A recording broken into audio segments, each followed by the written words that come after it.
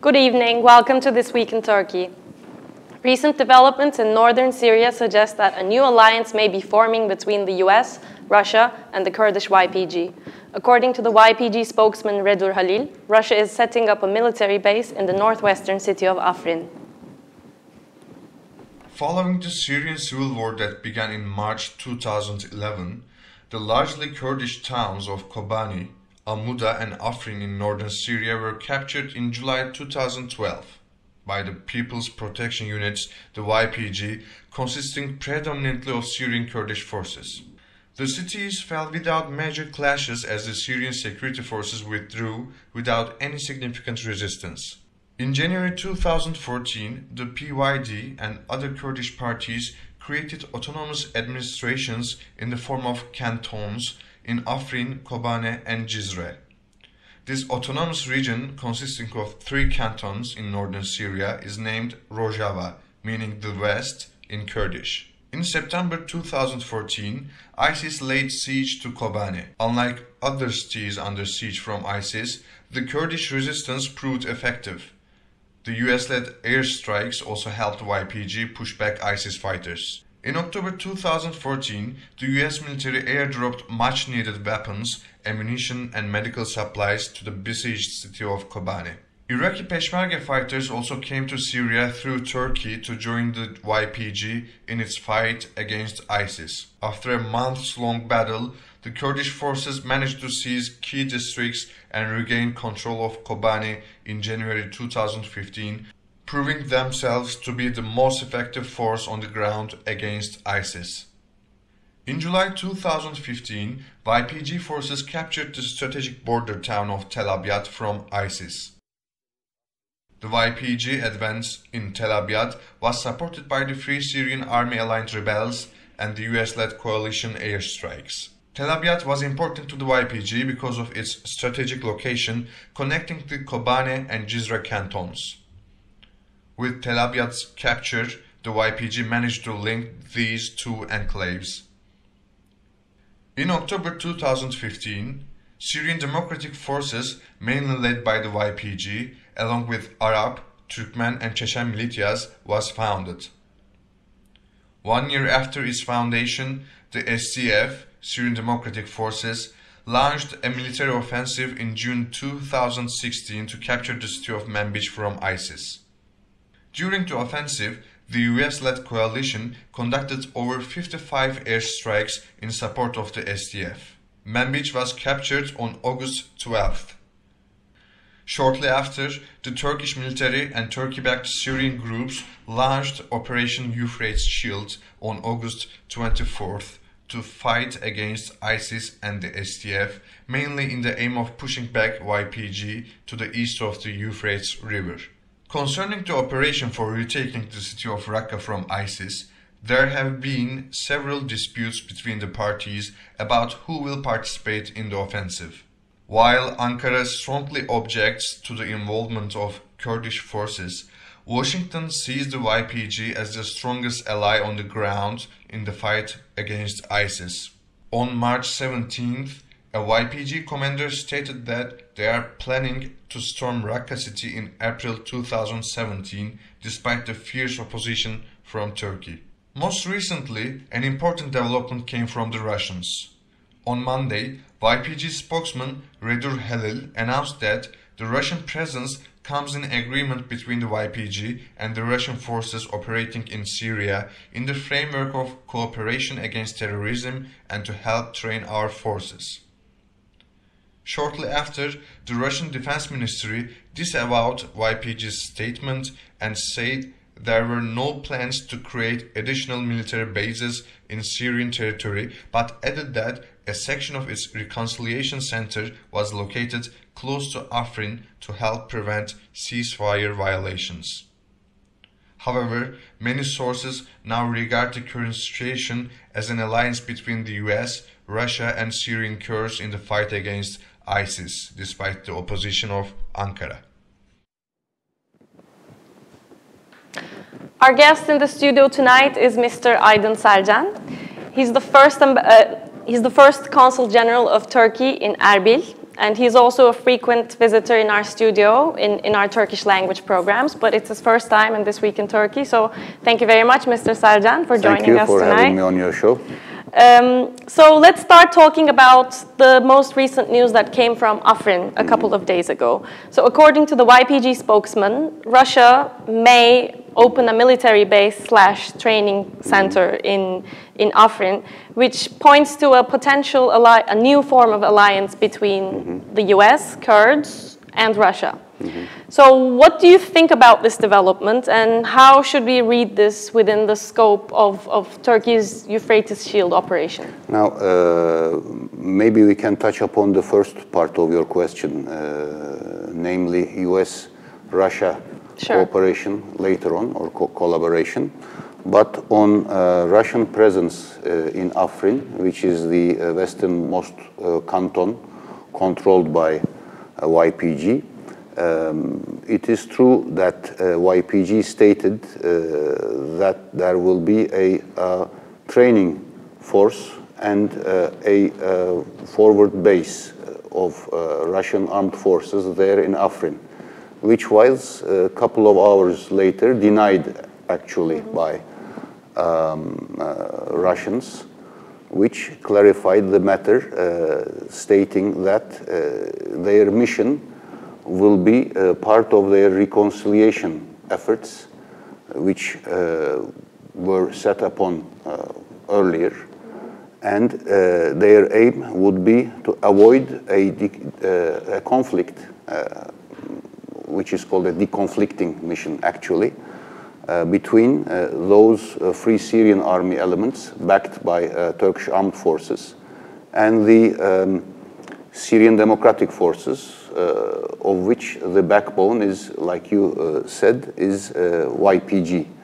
But still, it is although maybe not a dramatic development, it's quite an important development for Ankara, because Russia, from now on, not only will patrol, showing flag and muscle, along a narrow ribbon on the eastern side of that territory, 2,000 square kilometers large territory held by the Euphrates Shield operation, entering between YPG elements based in Münbiç and the Free Syrian Army, but also on the western side, in Afrin.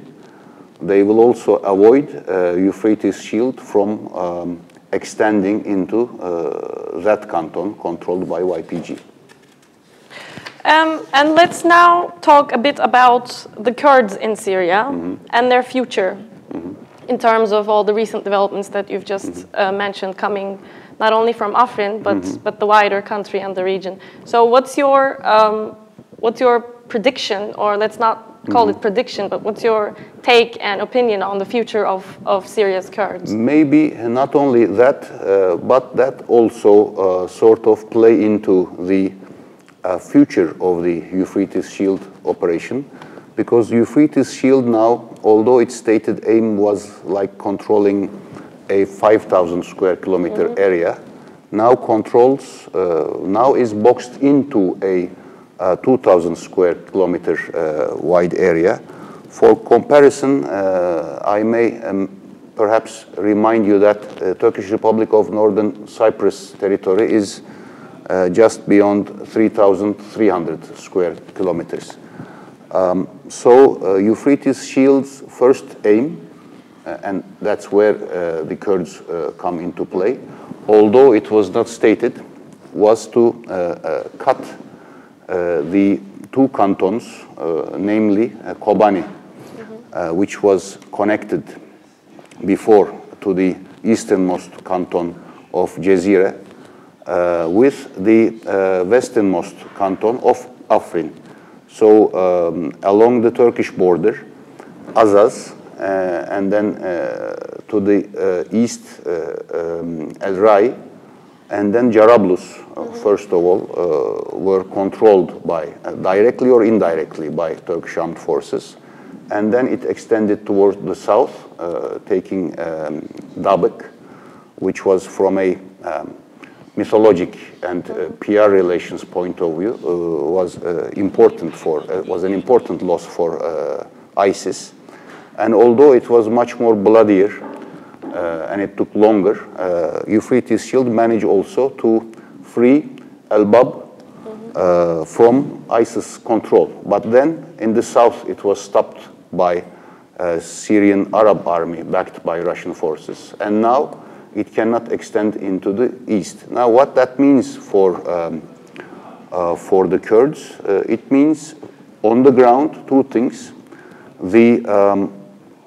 Although it is cut into two by Euphrates Shield, it is also connected by the Syrian Arab army and the Russian forces to the south of Elbab. This is the first development.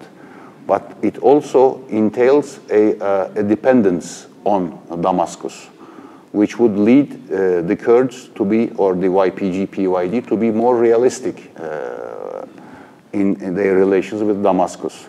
Two, now in Afrin, they have an on-the-ground practical collaboration with the Russian forces, which may or may not involve, we will see, training even. Although, on the other side, on the eastern side, aiming to free Raqqa from ISIL, they have also a much deeper and extended collaboration with the US.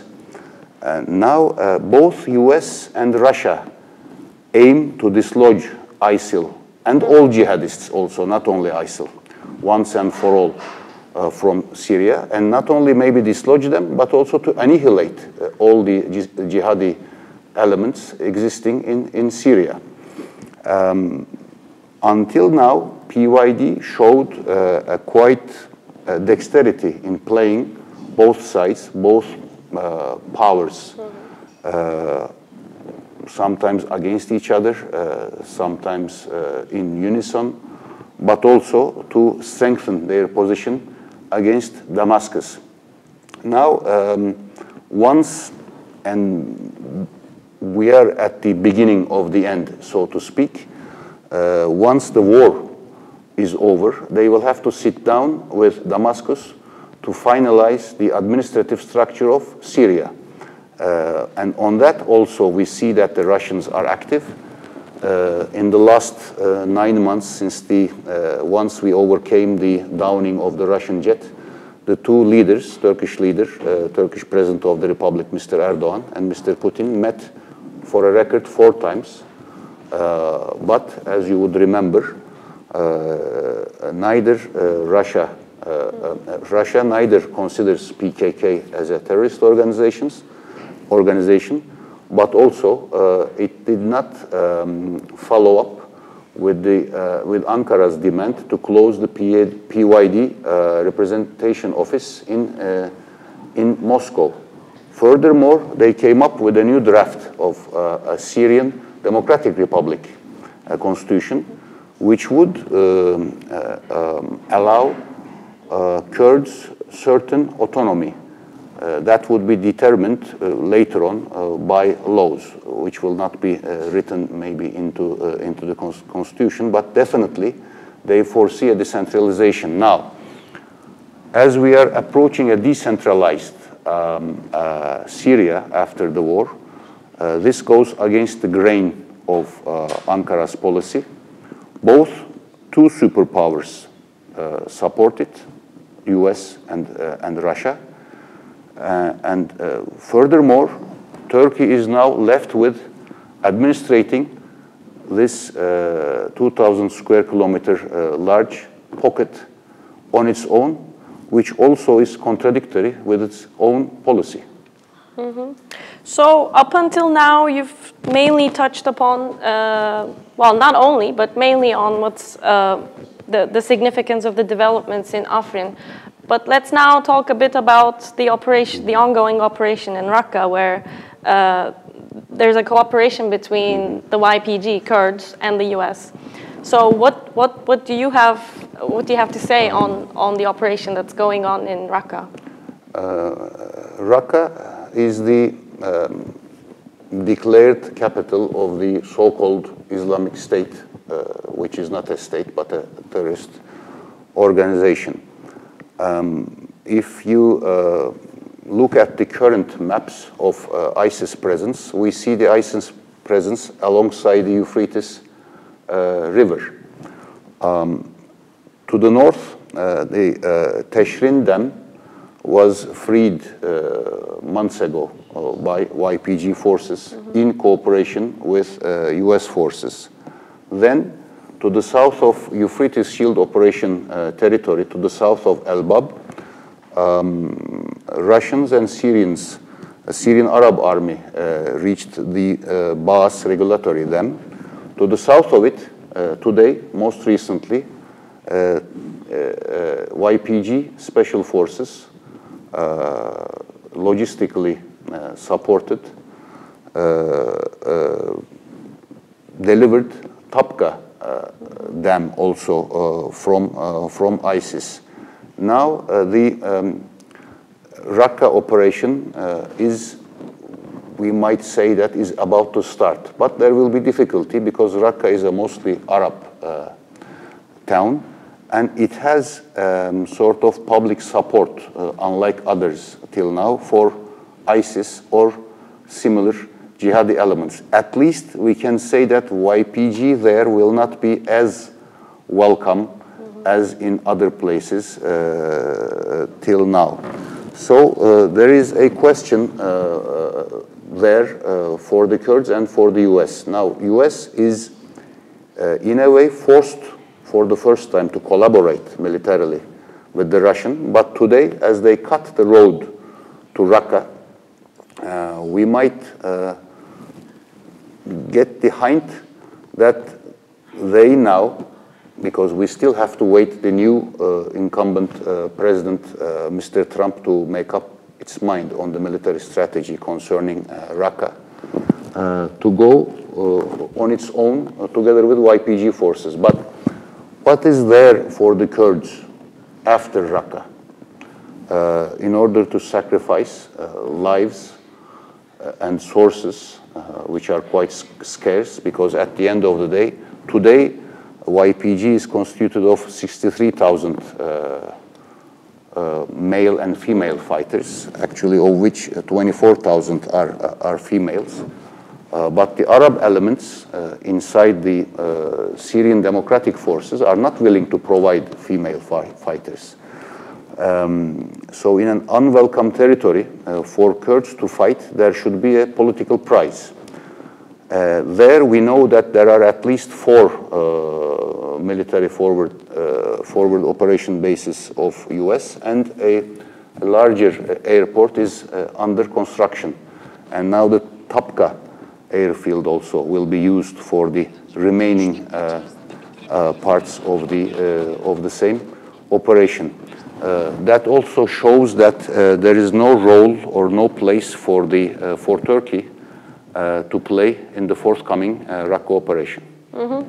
Thank you very much, Mr. Selcen. We have just a couple of minutes remaining, but I want to ask you this question. If I didn't catch, if I caught it correctly, in one of your previous answers, you said that the current developments may be marking the beginning of the end of the war in Syria.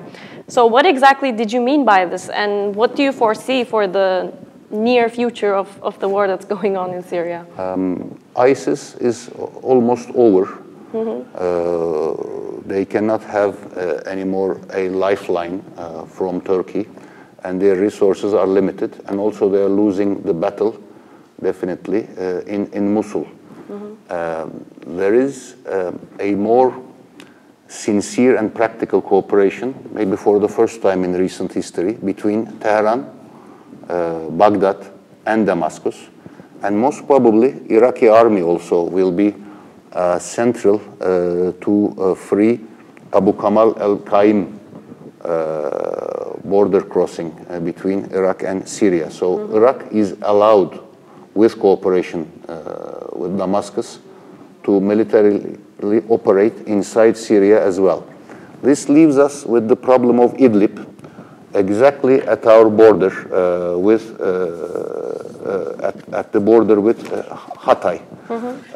And this is not actually good news for Turkish national security, because the last war theater will be the one also which will affect Turkey the most, unfortunately.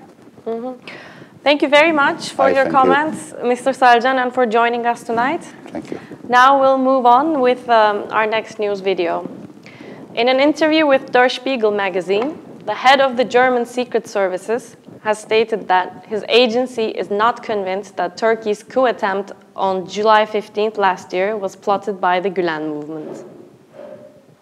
The head of the German Secret Services, BND, Bruno Karl, told Der Spiegel magazine that his agency is not convinced the Gülen movement organized Turkey's July 15 coup attempt. Upon being asked whether the Gülen movement was behind the coup, Karl responded that Turkey has tried to convince Germany on a number of different levels, but they have not yet been successful. However, he doesn't mean that the coup was staged by the government. He said, the coup attempt wasn't staged by the state. Even before July 15, the government had launched a large wave of purges. That's why elements within the military thought they should quickly launch a coup before they too were purged. But it was too late and they were purged as well. As an answer to a question if the Gülen movement is an extremist Islamist movement, Karl said the following. The Gülen movement is a civilian association for religious and secular education. For years, it was a collection of tutoring centers and training facilities that worked together with Erdogan. Turkish Defense Minister Fikri Işık responded to Karl in an interview saying, Karl must be both blind and deaf for not being able to see the Gülenist role. That brings questions to mind as to whether the BND was cooperating with Gülenists and whether they had a part in the coup attempt. Turkish presidential spokesman İbrahim Kalın also said in an interview that Karl's statement showed that the German administration was backing the Gülenists in the search for instruments it was planning to use against Turkey. A lot of members of the Gülen movement who are wanted in Turkey are now in Germany already, he added. On the other hand, similar to Bruno Karl, the United States House Intelligence Committee chairman David Nunes told Fox News it's hard to believe that the Gülen movement is behind the military coup attempt last summer. And he said that he hasn't seen the evidence that Fethullah Gülen was involved in the coup attempt. He added that if there was an evidence linking Gülen to the coup attempt in Turkey, that will be a different issue. Fethullah Gülen is a former Erdogan ally who has lived in self-imposed exile in the United States since 1999. The Turkish government accuses Gülen and his movement of being behind Turkey's failed coup attempt on July 15. Gülen has denied the charges and condemned the coup. Meanwhile, President Erdogan and the Turkish government want the United States to extradite Gülen. The tension between Turkey and Europe continues as President Recep Tayyip Erdogan makes further comparisons between German Chancellor Angela Merkel and the Nazis. German Prime Minister Angela Merkel has responded to recent comments made by Turkish President Recep Tayyip Erdogan, accusing Merkel personally of engaging in Nazi tactics, saying Turkish politicians must end such remarks against Germany. The newly elected leader of the German Social Democratic Party, Martin Schulz, also targeted Erdogan, saying that the Nazi comparison of Erdogan is arrogance. During a speech in Istanbul last weekend, Erdogan said, "Merkel, you are engaging in Nazi practices against my Turkish brothers who live there, against my ministers and deputies who go there." Meanwhile, German Foreign Minister Sigmar Gabriel said in an interview last week, "Today Turkey is definitely further away from becoming a member of the European Union than ever before." However, President Erdogan continued last week to target European countries. On March 22nd, Erdogan said, "If Europe continues this way, no European in any part of the world can walk safely on the streets. Europe will be damaged by this. We, as Turkey, call on Europe to respect human rights and democracy." The European Commission said on March 23rd that it had summoned the Turkish ambassador to explain those comments by President Erdogan. On the other hand, the newly elected German President Frank-Walter Steinmeier said in his first speech after his inauguration ceremony on Wednesday that Erdogan threatened to destroy everything his country had achieved in recent years while also damaging ties with Turkey's partners. Erdogan responded to Steinmeier on Thursday evening in a live interview saying, "German President Steinmeier made a statement targeting me, although we are good friends. I deplore him for his statement." Erdogan also added that he will continue to call European countries Nazis as long as they continue to call him a dictator. In addition, Norway granted asylum to 5 former Turkish military officers allegedly linked to the Gülen movement after the failed coup attempt, a ministry spokesperson said on March 22nd. The asylum seekers, who had been ordered to return to Turkey, include a former military attaché and 4 military officers who worked at a NATO training center in Norway. Along with the soldiers, Oslo also accepted the asylum applications of their family members. Turkey protested against Norway's asylum grant, and Norway's ambassador in Ankara was summoned to the foreign ministry. Denmark has summoned the Turkish ambassador in Copenhagen for an explanation after a report from Berlingske newspaper saying that Turks in Denmark are threatened with high treason. Denmark's foreign minister Anders Samuelsen said that Danish Turks being denounced by Turkish authorities for being critical of President Erdogan was in no way acceptable. Berlingske reported that several Danish-Turkish public figures feared being denounced by the Turkish authorities as national traitors and terrorists. Celebrations took place in Kurdish majority cities across Turkey for the traditional spring festival of Newruz on March 21st. During the celebrations in Diyarbakir, a university student was shot and killed by the police. The ancient festival of Newruz is celebrated every year on March 21st in different countries. This festival, which celebrates spring's arrival, has a special meaning for Kurds. Newruz is an important symbol for the emancipation of their identity, which has been oppressed in different ways in the 4 countries in which they live. This year, in Turkey, the celebrations took place in different Kurdish majority cities and also in Istanbul. The participation in Diyarbakir was very high, with nearly 200,000 people going to the main square of the city, despite the ongoing state of emergency and the ongoing conflict between the PKK and the Turkish army. Pro-Kurdish HDP deputies spoke during the celebrations and called for the government to resume the peace negotiations, which were initiated in 2013. The deputies also repeated that the Kurds would vote no in the upcoming constitutional referendum. We need to go back to the peace process started in 2013. People ask what is Kurds' stance on April 16th constitutional referendum. The referendum is important for all people of Turkey, but it is especially important for Kurds. Of course we will say no, said the HDP deputy Ahmet Türk. During the celebrations, a demonstrator, Kemal Kurkut, was shot dead by the police at the security checkpoint. In the beginning, the police claimed that he was a suicide bomber. But the next day, photos and recordings of security cameras showing Kurkut arguing with the police, bare-chested, were revealed. The recordings showed that Kurkut, a music student at the Fine Arts Faculty of Malatya İnönü University, was shot despite a police chief ordering "don't shoot."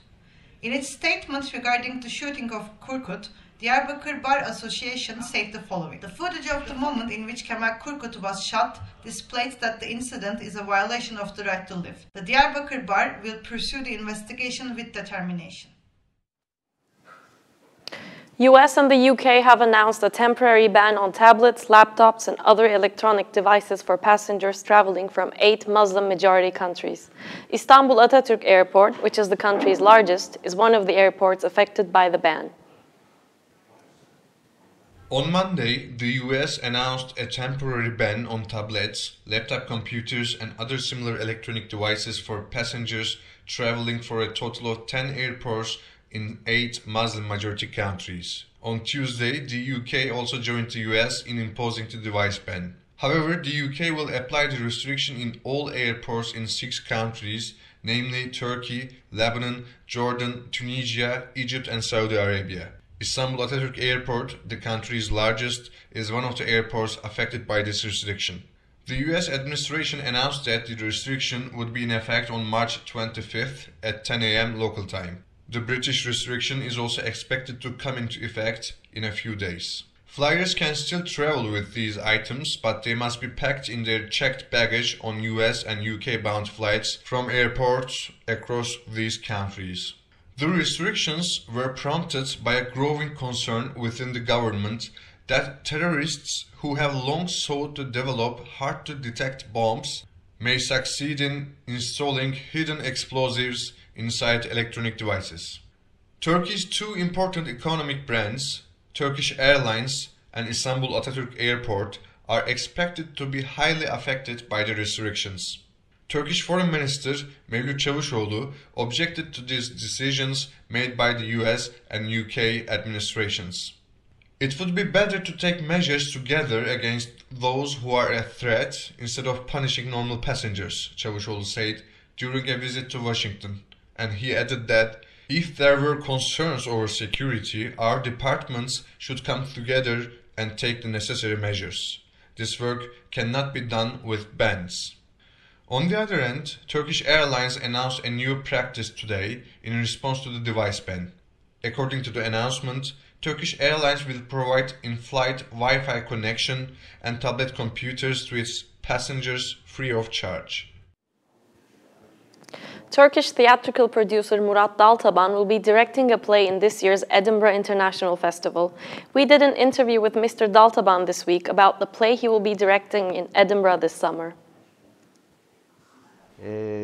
We have been following the Edinburgh Festival for 10 to 12 years. We also met with Zinni Harris.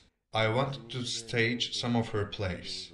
While Zinni and I were talking about what we can do, David Gregg, the art director of Lyceum Theatre and the playwright of one of our plays, Midsummer, asked me if I would want to stage Rhinoceros by Ionesco.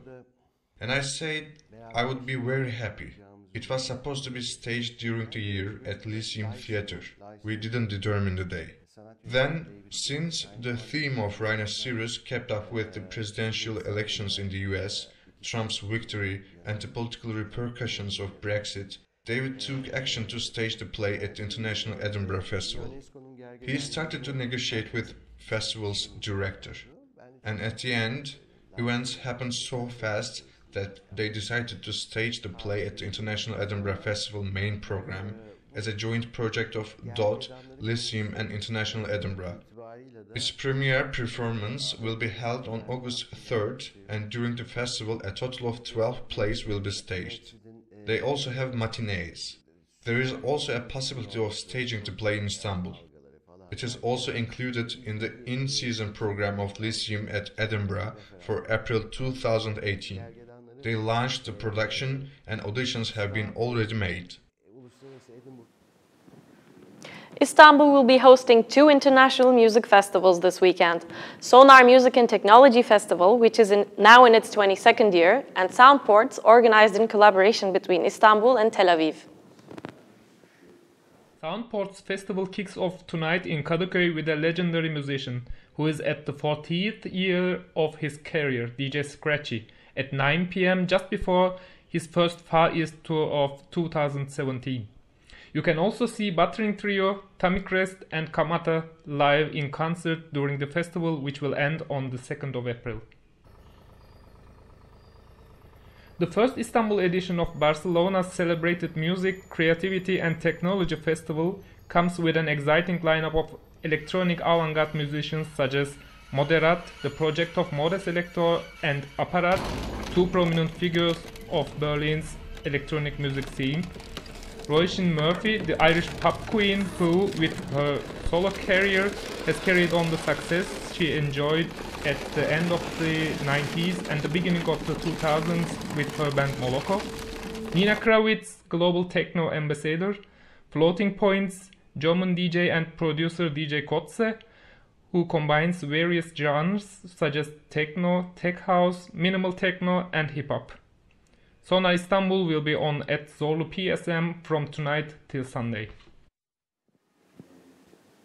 Lights will go out for 1 hour tomorrow evening at the Eiffel Tower, Buckingham Palace, Empire State Building, and Topkapı Palace to mark the Earth Hour. We invite you to also dim your lights tomorrow evening at 8:30 for a cleaner and greener planet. Thanks for tuning in and hope to see you again next Friday at 9 p.m. Bye.